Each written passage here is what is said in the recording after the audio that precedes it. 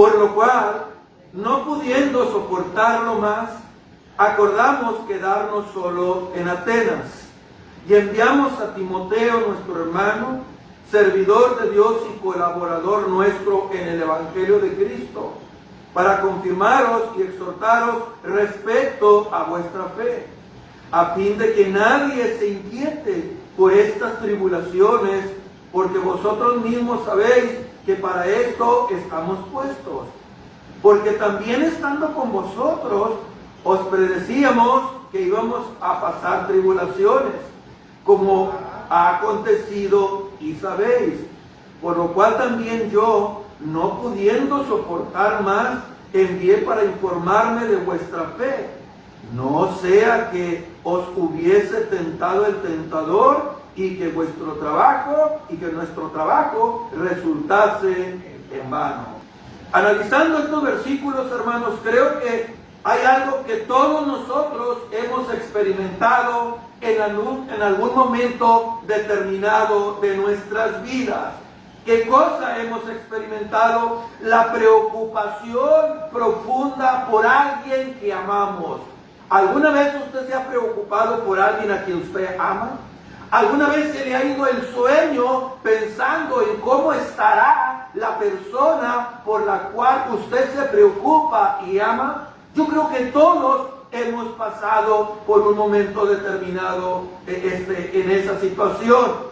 Y esta no es una preocupación banal, es decir, algo insignificante, no. Es esa que no te deja dormir, es esa que no te deja estar quieto, que hay en tu corazón aquel sentimiento de preocupación que te hace hasta estar nervioso, que te hace pensar constantemente, que te lleva a preguntarte: ¿cómo estará mi hijo? ¿Cómo estará mi hija? ¿Le estará yendo bien? ¿Le estará yendo mal? ¿Cómo estará la situación? ¿Estará bien ahora o no? O cuando te lleva a pensar en alguien en la fe, ¿seguirán firmes en el camino del Señor? ¿Estarán tomando buenas decisiones? Puede ser un hijo, puede ser un amigo, puede ser una familiar, alguien cercano a tu corazón. El hecho es que todos en un momento determinado pasamos por esa situación. Ahora bien, cuando esa preocupación, ese amor es genuino, no se queda simplemente en pensamientos, amados, no se queda solamente en palabras. Esa preocupación actúa, esa preocupación busca, esa preocupación pregunta, se sacrifica y a veces incluso sufre ahí en silencio, sufre ahí donde nadie ve, porque la verdadera preocupación siempre lleva una carga en nuestro corazón. Bueno, querido, eso mismo, pero en una dimensión aún más profunda, es lo mismo que nosotros encontramos en 1 de Tesalonicenses 3, del 1 al 10. Esa preocupación de Pablo por la iglesia joven de Tesalónica. La siguiente, hijo. Aquí no vemos simplemente a un líder dando instrucciones, no vemos aquí a un dictador, no vemos a un asalariado, no, vemos a un hombre que expone su corazón, vemos a un hombre que quiere que analicemos lo que hay en su interior. Vemos a Pablo de Tarso no como un teólogo, no como un misionero, sino como un padre que se preocupa por sus hijos, como un pastor que ama intensamente a su gente y se preocupa por ellos. Un pastor que no puede soportar la incertidumbre espiritual de los creyentes a quienes él le predicó y que tuvo que salir de una manera abrupta de ese lugar. Quiere saber su estado. Él está dispuesto a quedarse solo con tal de cuidar a otros. Él sufre por ellos, sufre por aquellos que están en peligro. Y encuentra gozo verdadero cuando él escucha que permanecen firmes en el Señor a pesar de la persecución, a pesar de que es una iglesia joven. Sigue, se encuentra con gozo, actúa con gozo y agradece al Señor. Mis amados hermanos, este no es un pasaje aislado el que nosotros tenemos enfrente, no. Es un pasaje que late, es un pasaje que bombea sangre, es un pasaje que trae vida, es un pasaje que nos muestra el corazón de un hombre de ser perseguidor, ahora evangelista y misionero. Es un hombre que no duerme, es un hombre que está preocupado, no solo por los de Tesalónica, sino por todas las iglesias que él formó. Late con preocupación, late con amor, late con sacrificio y late con gozo. Y al estudiarlo, no solo veremos el corazón de un misionero, no solo veremos el corazón de Pablo, sino que seremos nosotros confrontados a una pregunta personal, muy personal. ¿Tenemos nosotros ese mismo corazón por otros? ¿Nos preocupamos por el estado espiritual de otras personas? ¿O somos narcisistas? Es decir, nos preocupamos por nosotros mismos. Por eso el tema de este mensaje, el amor pastoral que se sacrifica por la fe de la iglesia. Y a través de este texto veremos cómo luce realmente un corazón que ama y se preocupa por las almas como Dios manda en su palabra. Así que veamos en primer lugar, la siguiente dijo, un corazón que se preocupa y se sacrifica. Dice Pablo, por lo cual no pudiendo soportarlo más. Hasta ahí, hermano. Hasta ahí. Por lo cual, no pudiendo soportarlo más. ¿Qué nosotros vemos aquí? Vemos el afecto de Pablo. Vemos el corazón de Pablo. Y nosotros vemos ahí la palabra soportarlo. La definición, hermano, el verbo griego, stego, significa literalmente soportar, tolerar, aguantar algo bajo presión, contener o retener algo por dentro. Ahora, ¿cuál es la idea del verbo griego? ¿Cuál es la idea de la palabra? Originalmente, este verbo se usaba con relación a un techo de una casa que cubre y protege. Se relacionaba con resistir algo sin que se derrame o colapse. Guardar algo dentro sin expresarlo. Es como decir, ya no podía contenerlo más por dentro, dice Pablo. Así que el sentido del verbo soportarlo, cuando Pablo dice no pudiendo soportarlo más, no está hablando solamente de dolor físico, iglesia, sino de una carga emocional y espiritual intensa. Así que la idea aquí, ya no puedo seguir aguantando más la preocupación por ustedes. No es simplemente o no es un simple no aguanto casual, sino que es una tensión acumulada, una carga interna que está llegando al límite a punto de hacer erupción, una preocupación pastoral profunda. Pablo está diciendo, mi amor por ustedes llegó al punto en que ya no podía quedarme sin hacer nada. Ha llegado el punto en que tengo que actuar, tengo que saber de ustedes. Pablo, mis amados hermanos, no podía soportar la distancia de sus hijos espirituales y el resultante desconocimiento de cuál era la condición de ellos, cómo se encontraban. El afecto fuerte de Pablo provocó, el afecto de Pablo sobre ellos le provocó un dolor emocional, incluso durante la separación forzosa. Acuérdense que en estudios pasados leímos que la separación de Pablo, esa palabra significaba cuando un padre le arrebatan a su hijo de sus brazos y se lo llevan. Dice Pablo, eso fue lo que hicieron conmigo, me arrebataron a ustedes, me obligaron a salir de ahí. Y ahora ya no soporto más ese silencio, no soporto más el no saber de ustedes. Es lo que Pablo está comunicándonos aquí. aunque enfrentó sus propios problemas, Pablo está más preocupado por el bienestar espiritual de los tesalonicenses. Ese amor, hermanos, era mucho más que un simple deseo sentimental por comunión social en la iglesia. Es mucho más que eso. El deseo de Pablo era ayudar a los tesalonicenses a cumplir el llamado de Dios, de ser fieles a la verdad y experimentar madurez espiritual en sus vidas. Porque los enemigos del Evangelio, como dice Hechos capítulo 17, del 1 al 6, los enemigos del Evangelio habían obligado a Pablo y a sus compañeros a salir de Tesalónica, creando una situación potencialmente peligrosa que incrementó la preocupación de Pablo por los tesalonicenses a no tener noticias de ellos.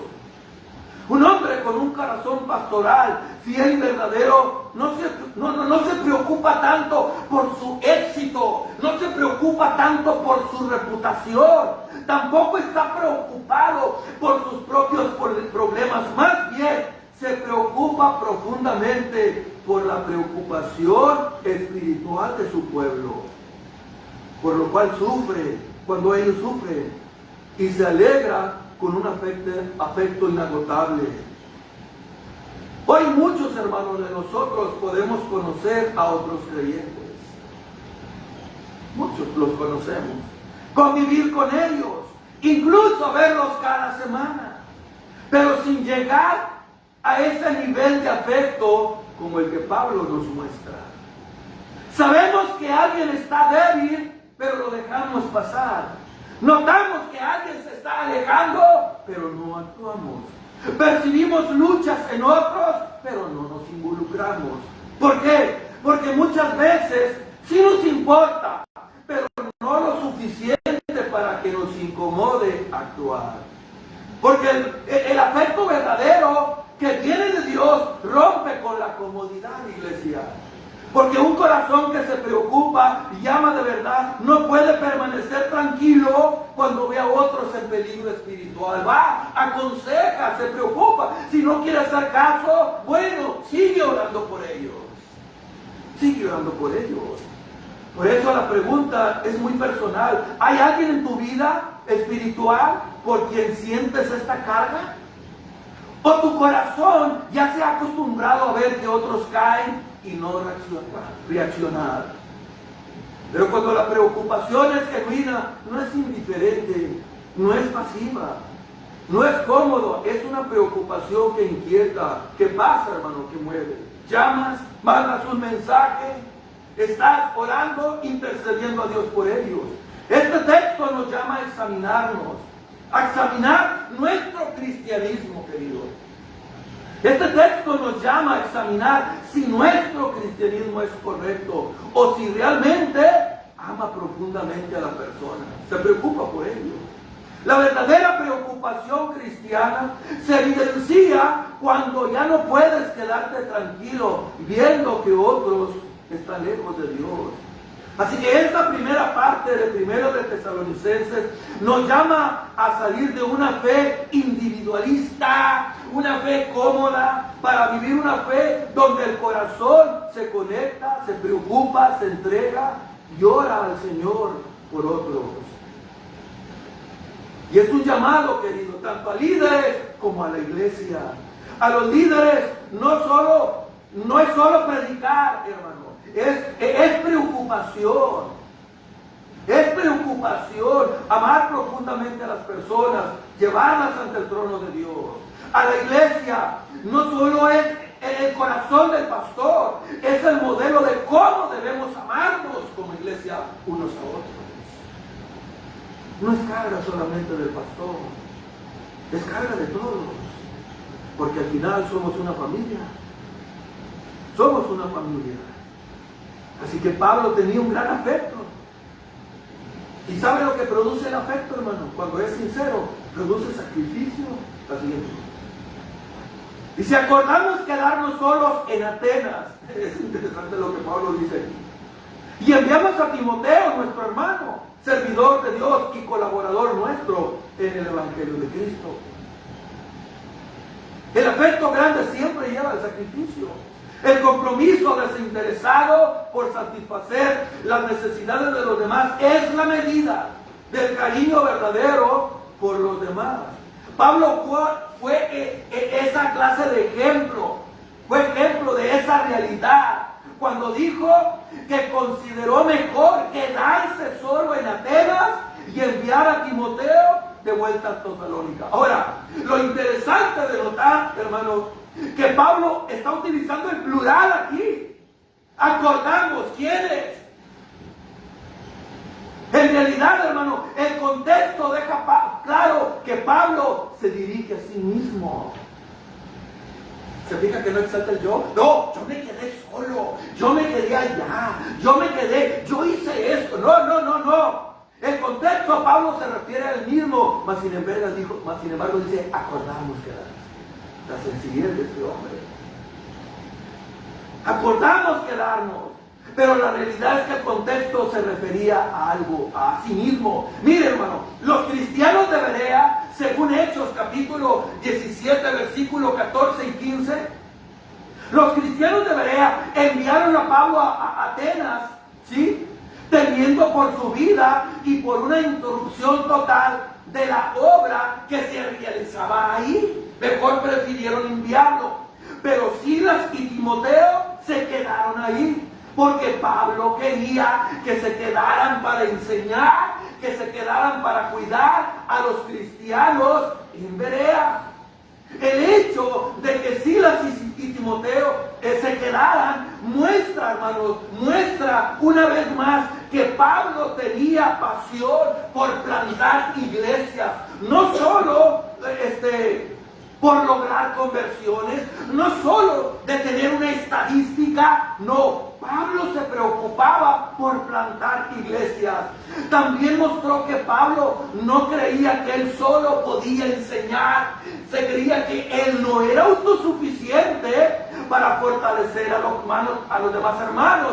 Por eso dejó ahí a Silas y a Timoteo para que pudieran llevar la carga. El verbo que se traduce ahí, quedarnos solos, se compone de dos palabras. Kata, que significa completamente, lepeo, que significa dejar. Pablo lo que está diciendo ahí, de que nos quedamos atrás completamente solos.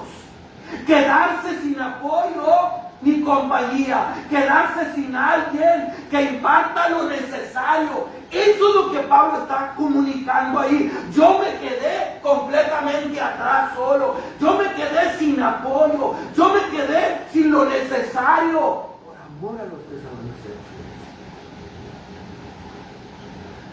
Y este texto, hermano, esa frase, quedarnos solos, ¿sabe lo que significa en los contextos seculares? Es la separación de un ser querido por medio de la muerte. Así Pablo se sentía. Algunos de los que estamos aquí hemos sentido lo que es la partida de un ser amado. ¿Y sabe lo que duele? Lo que duele en el corazón. Bueno, Pablo a eso se refiere. Se quedó solo. Pablo está diciendo que tomó una decisión difícil. Prefirió quedarse solo en Atenas para enviar a Timoteo a Tesalónica. Y esto implica para Pablo renunciar a la compañía de su colaborador más cercano. En segundo lugar, quedarse en una ciudad completamente difícil. En tercer lugar, asumir aislamiento ministerial. Pablo dice, aceptamos el costo de quedarnos desprovisto de ayuda. Preferí quedarme sin apoyo con tal de saber de ustedes. Eso es lo que comunica la frase quedarnos solos. Hermanos, este verbo muestra algo profundo del corazón de Pablo. Algo que nos incomoda a nosotros. Y es que el verdadero amor, y es que la verdadera preocupación sacrifica la comodidad personal. Y es ahí donde nos cuesta la comodidad.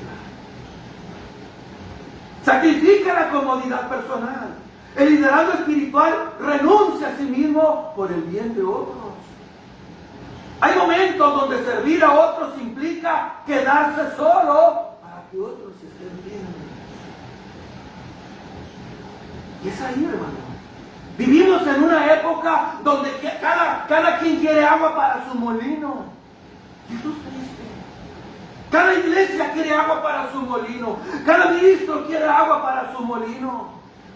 Hay ministros, primero mis hijos y luego los demás. No, querido. No debe de ser así.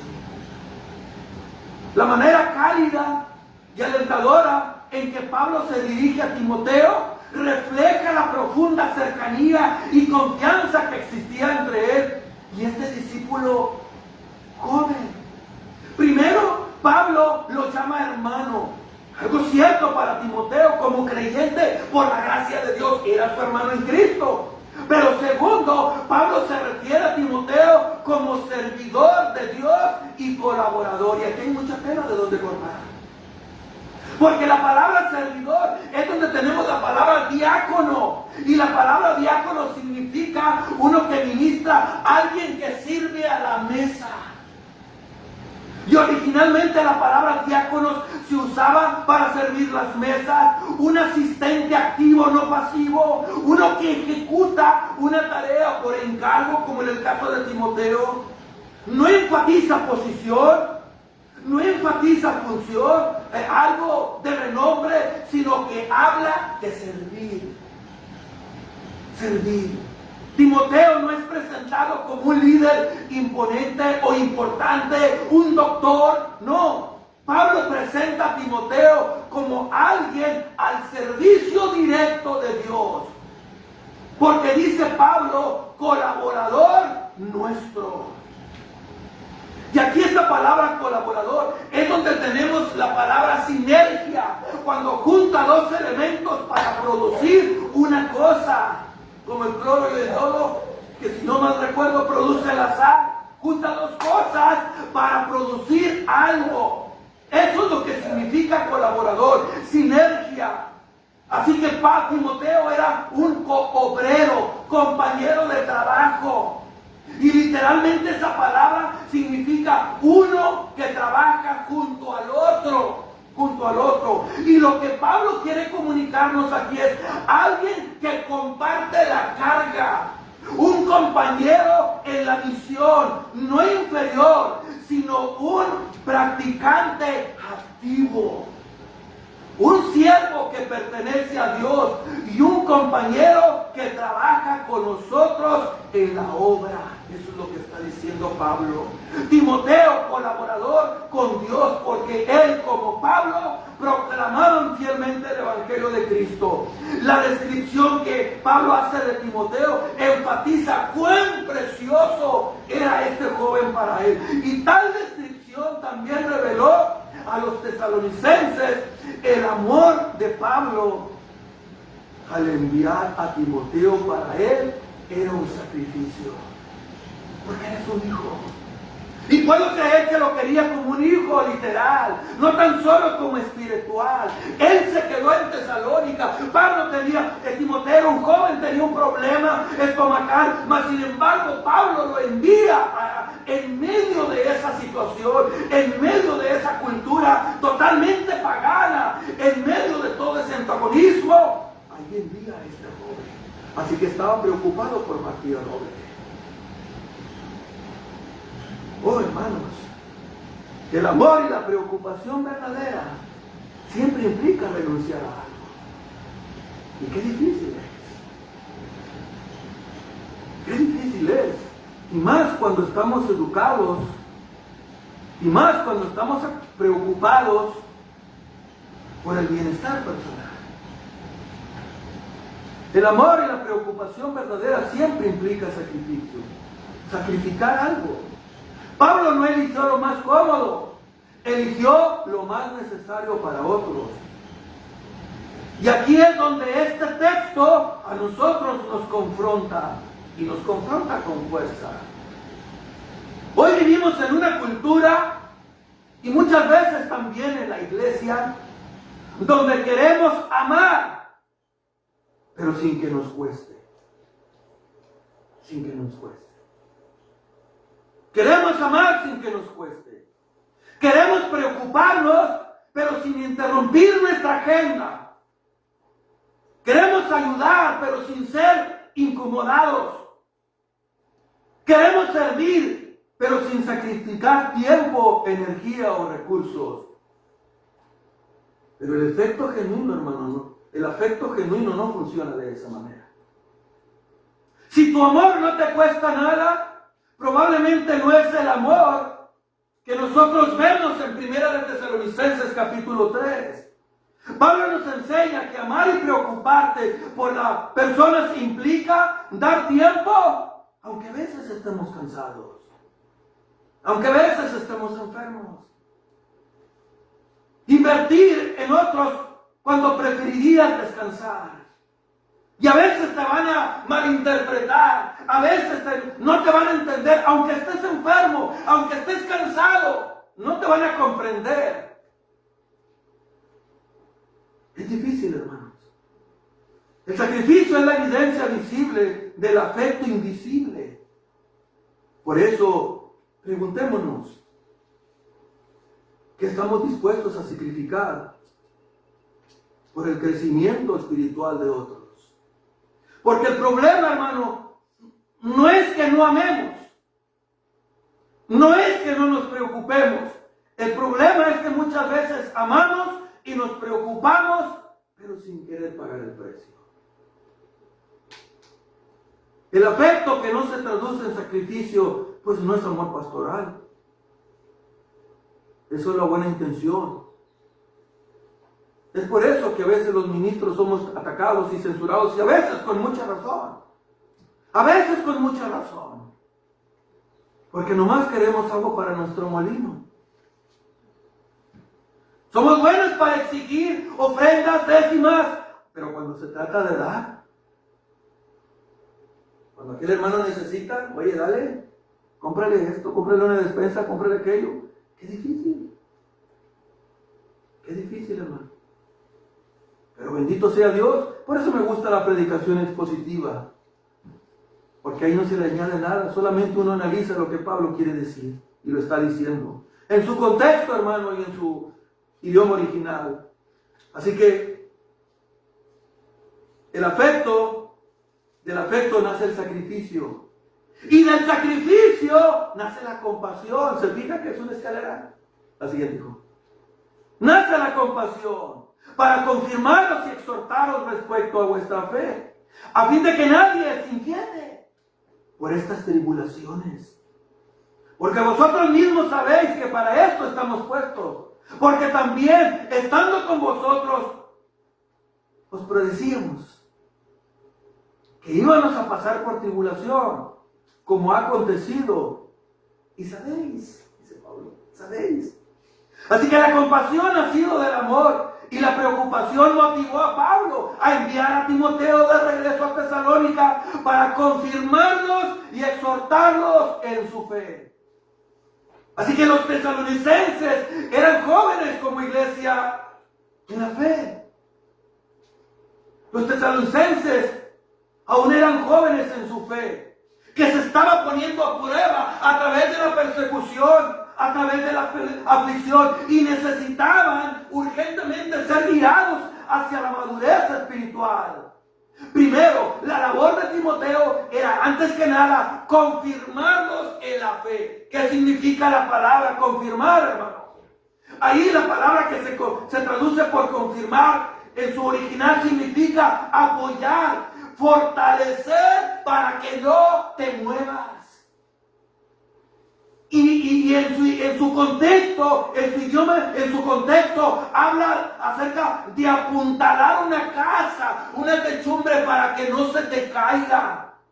Dar fuerza a una estructura, estabilizar algo que se está tambaleando. Tú le pones un soporte para que no se derrumbe. Bueno, Pablo está diciendo que Timoteo fue enviado para eso. Porque quizás por las tribulaciones y por los problemas, ellos estaban tambaleándose a punto de colapsar. Y Timoteo fue para sostenerlos. afirmarlos doctrinalmente y espiritualmente, para que su fe no fuera movida por la persecución. Así que la fe es el resultado, iglesia, de conocer todo lo que Dios ha revelado en su palabra y tener un fundamento firme en su doctrina. Así que la fe no puede ser fuerte sin el conocimiento y el entendimiento de la verdad. Así que Timoteo fue para eso, para sostenerlos. Y luego dice para confirmarlos, está bien, sostenerlos. Y luego dice y para exhortarlos. Y esa palabra paracaleo significa alguien que está a tu lado. Que está a tu lado en los momentos más difíciles. Implica animarlos y alentarlos para perseverar en medio de la lucha y de la prueba. Así que Timoteo fue para dos cosas: fortalecer su fe internamente, confirmarlos, y animar su corazón externamente, exhortarlos. Así que la tarea de Timoteo era hacer sólido e inquebrantable el fundamento de la fe de los tesalonicenses, de modo que pudieran tener confianza para aplicar la verdad en medio de la crisis. Pablo sabía, hermano, que ellos podían inquietarse por ciertas tribulaciones, presiones, sufrimientos como prueba de la fe. Y el verbo que se traduce por inquietar, sainestai, designaba originalmente lo que significa antes este texto, sainestai, inquietar, el meneo de la cola de un perro. ¿Ha visto cuando los perros menean la cola? Y lo hacen porque quieren algo. Pero con los años pasó a significar encantar, fascinar, adular, engatusar a alguien. Así que cuando un perro menea la cola, usualmente lo hace para recibir atención, obtener lo que él quiere. Así que Pablo lo que está comunicando aquí es que Pablo no quería que nadie alejara, encantara, engatusara a los tesalonicenses de la verdad de esa manera. Porque se habían hecho vulnerables por la preocupación y por el sufrimiento. Porque cuando una persona sufre, está agotada, está pasando por tribulación, es cuando es vulnerable, es cuando es atacada más fácil. Y Pablo está comunicando: yo no quiero que alguien los engatuse, yo no quiero que alguien los encante, que alguien los aparte de la fe, que alguien los inquiete. El apóstol Pablo les recordó que todos los creyentes deben esperar tribulaciones y persecuciones. Cristo mismo lo enseñó. Todos estamos puestos para tales dificultades temporales. Cristo lo dijo: bienaventurados sois cuando por mi causa os vituperen y os persigan y digan toda clase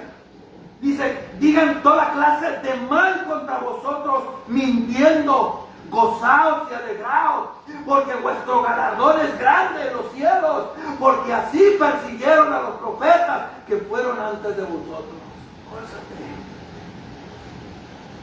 Así que para asegurarse de que los tesalonicenses entendieron el mensaje, Pablo les recordó que también estando él con ellos, y les dijo, Pablo los exhortó y les dijo que iban a pasar por tribulaciones. Y me encanta lo que dijo William Hendrickson. Dijo William Hendrickson: las aflicciones que han sido predichas y que ocurren de acuerdo a lo predicho sirven para fortalecer nuestra fe. Y Cristo las predijo que sucedería. Así que tienen un propósito: fortalecer nuestra fe. Mis amados hermanos, la verdadera compasión cristiana no se limita al sentir preocupación por alguien. La verdadera compasión se demuestra cuando estamos dispuestos a sacrificarnos para fortalecer a otros en su caminar con Dios. Pablo no solo amaba a los tesalonicenses de palabra, sino que su amor lo llevó a actuar. Lo llevó a actuar, enviando ayuda espiritual para confirmar y exhortar su fe en medio de las tribulaciones. Así que el amor genuino siempre produce sacrificio práctico por el bienestar espiritual de otro. En nuestros días muchas veces queremos amar sin incomodarnos, preocuparnos sin involucrarnos, ver las necesidades de otros sin alterar la rutina. Pero la compasión bíblica, iglesia, nos lleva a invertir tiempo, esfuerzo, recursos y una comodidad personal para sostener a los hermanos cuando atraviesan luchas, pruebas o debilidades. La pregunta es, ¿estoy dispuesto a sacrificar mi comodidad para fortalecer espiritualmente a otros? Porque la verdadera preocupación, el verdadero amor, hermano, por la iglesia, no permanece indiferente cuando ve que otros se debilitan.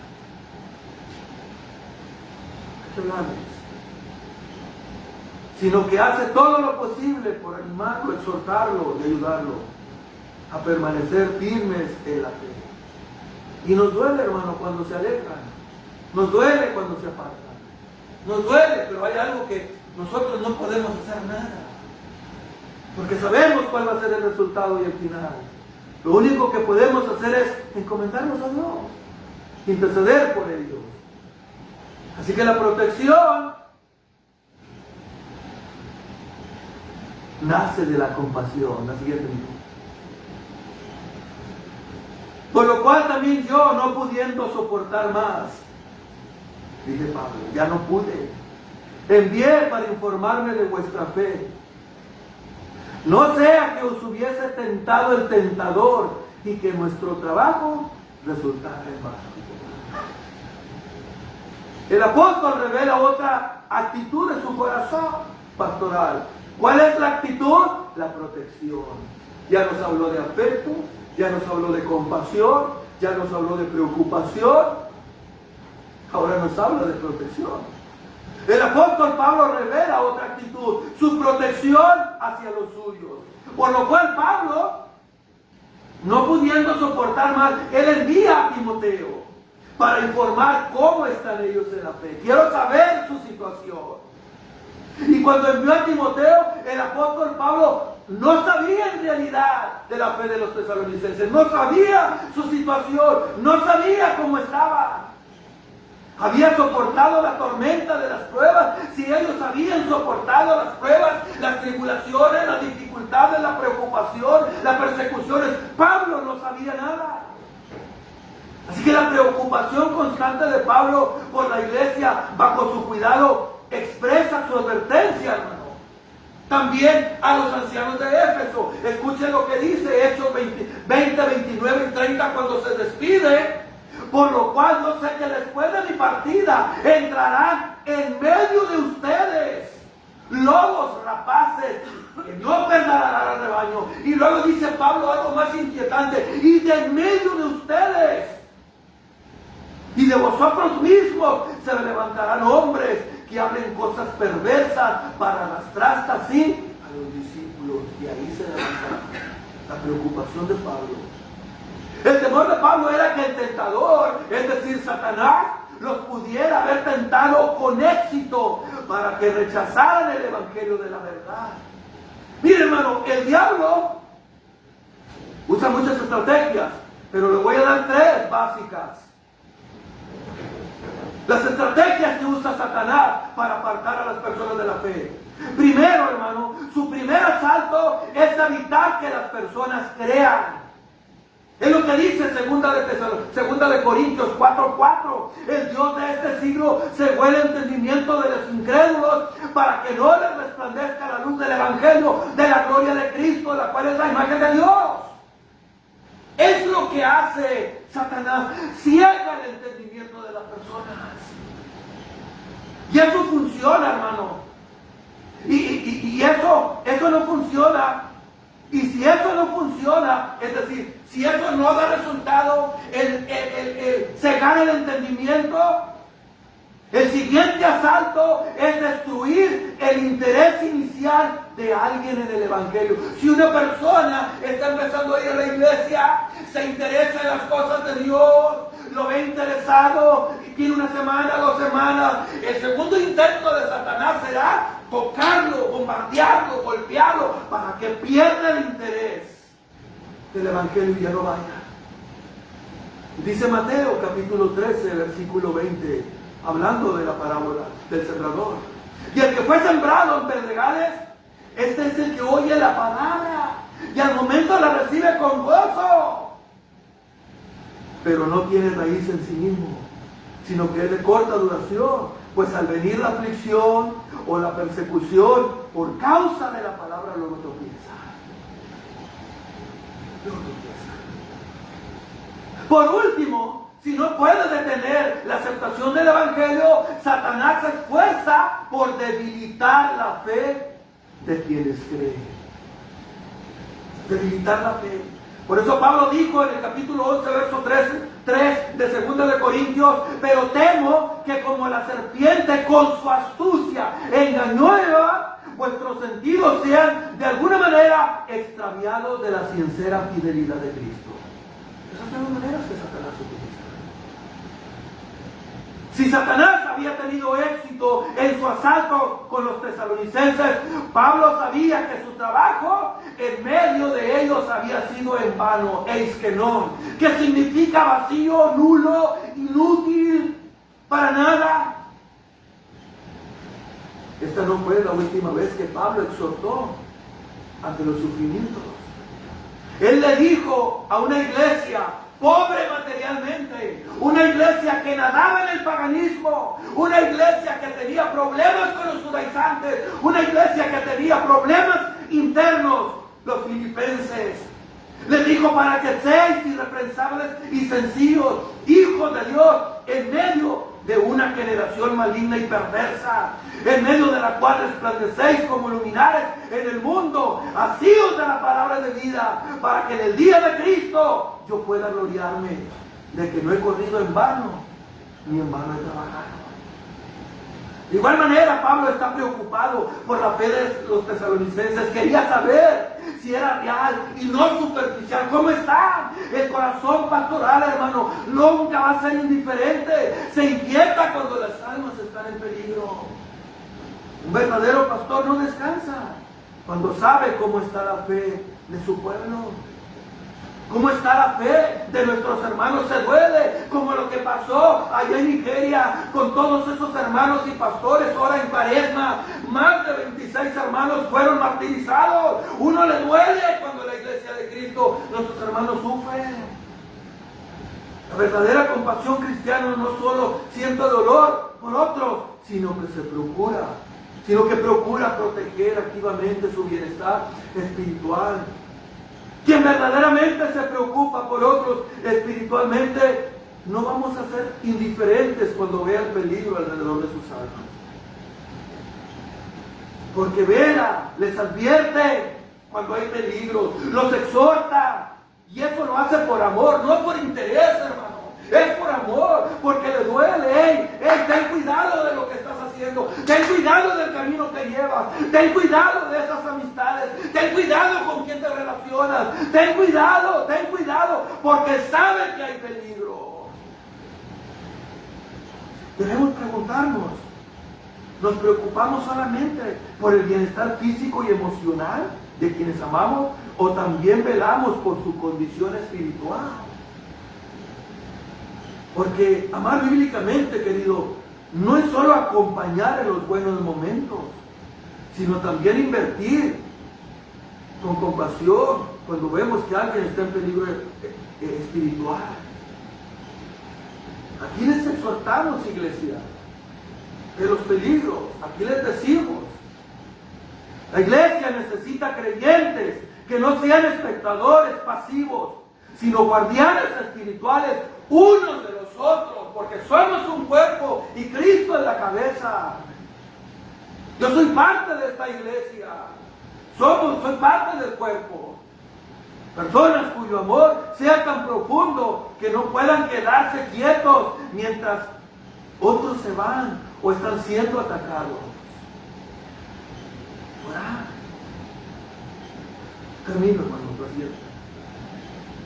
Al contemplar estos primeros 5 versículos de 1 de Tesalonicenses 3, vemos que Pablo no era un hombre frío, calculador, indiferente, distante hacia la iglesia.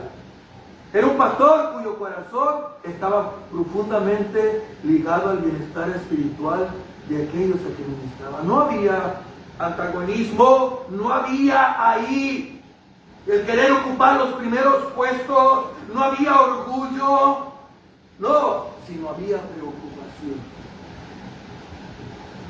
por aquellos a quienes ministraba. Su amor por ellos era tan real, tan sincero y tan profundo que no podía permanecer tranquilo. Él quedó solo como alguien que pierde un ser amado, mientras desconocía la condición de la fe de la iglesia.